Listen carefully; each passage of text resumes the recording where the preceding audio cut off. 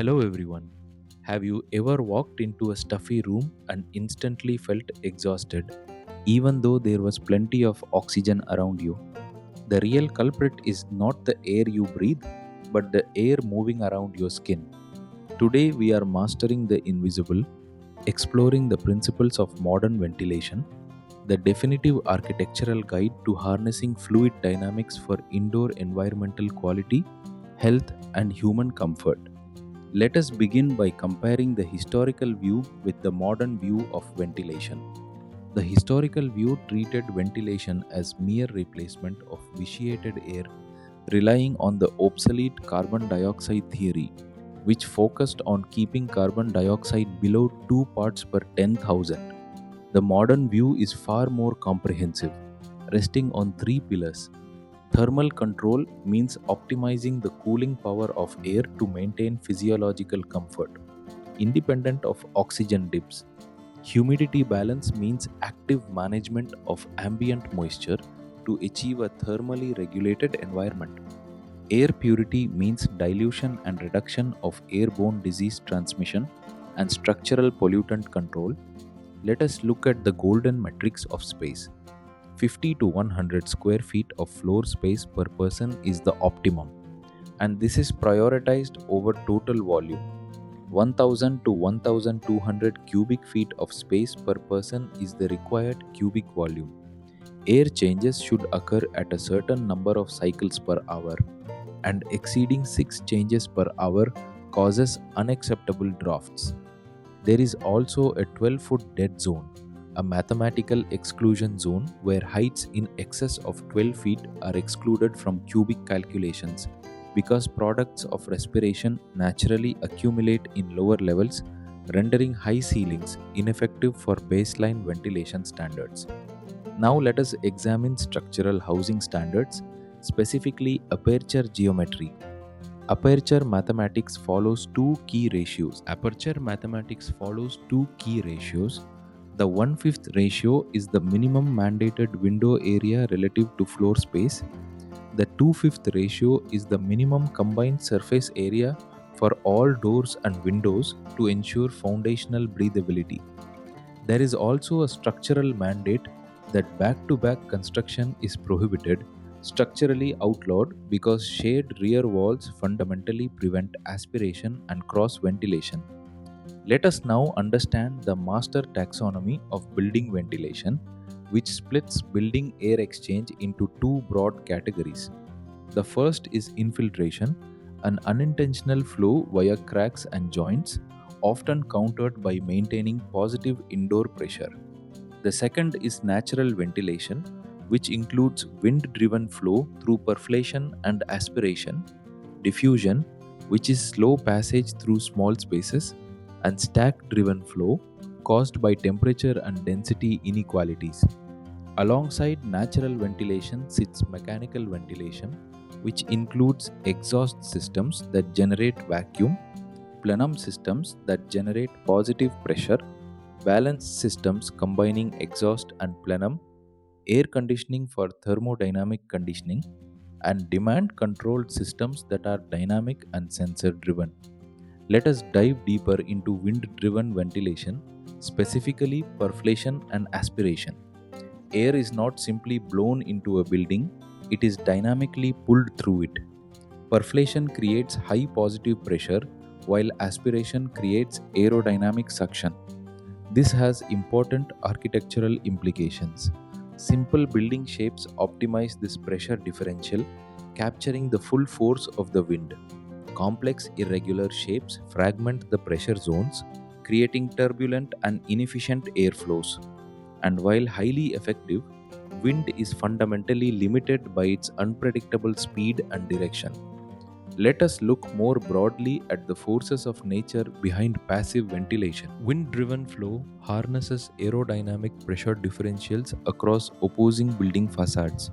Stack driven flow harnesses thermal buoyancy and air density variations driven by internal and external temperature inequality.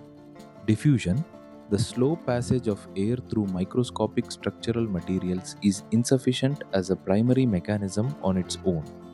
Let us examine stack-driven ventilation more closely, which acts as a thermal engine. Warmer, buoyant air, which has lower density, rises naturally, generating an active upward stream. Colder, denser exterior air seeks low pressure entry points. In terms of operational application, this creates highly stable passive airflow that operates effectively even on perfectly still, hot, windless days. It is ideal for spaces without direct access to outdoors, heavily heat producing environments such as boiler rooms and mills, or deep warehouses.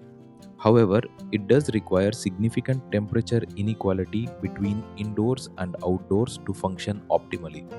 This brings us to the mechanical shift, driven by the critical limits of passive flow. Velocity control is a major limitation, as there is complete inability to regulate intake speed, frequently leading to unacceptable drafts. Climatic vulnerability is another limitation, as there is zero control over the temperature and humidity of incoming air, rendering it unsuitable for harsh or humid climates.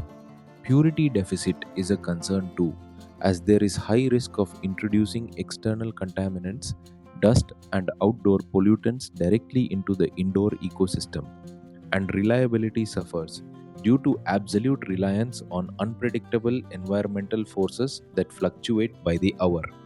Let us understand mechanical typologies, starting with push and pull systems. Exhaust ventilation: the pull system operates at negative pressure or vacuum. It extracts vitiated air, inducing fresh air to enter via structural gaps. Its primary function is extricating smoke, odors, and upper layer heated air, making it ideal for industrial local exhaust, auditoria, residential kitchens, and bathrooms. Plenum ventilation: the push system operates at positive pressure. It propels a controlled supply of fresh air inward, physically displacing old air. Its primary function is delivering filtered, thermally treated supply air via ducts, making it ideal for supplying air to air conditioned buildings and isolated factory floors. Moving to total control mechanical typologies, balanced ventilation achieves perfect equilibrium where the blowing fan intake perfectly matches extraction. This entirely dispenses with natural infiltration, sealing the indoor environment. Demand controlled ventilation takes this further through dynamic modulation. Instead of a fixed air replacement rate, dispersed carbon dioxide sensors track actual occupant emissions in real time. The system actively throttles the ventilation rate to maintain exact air quality, radically minimizing energy consumption. Let us compare natural and mechanical ventilation through a diagnostic matrix.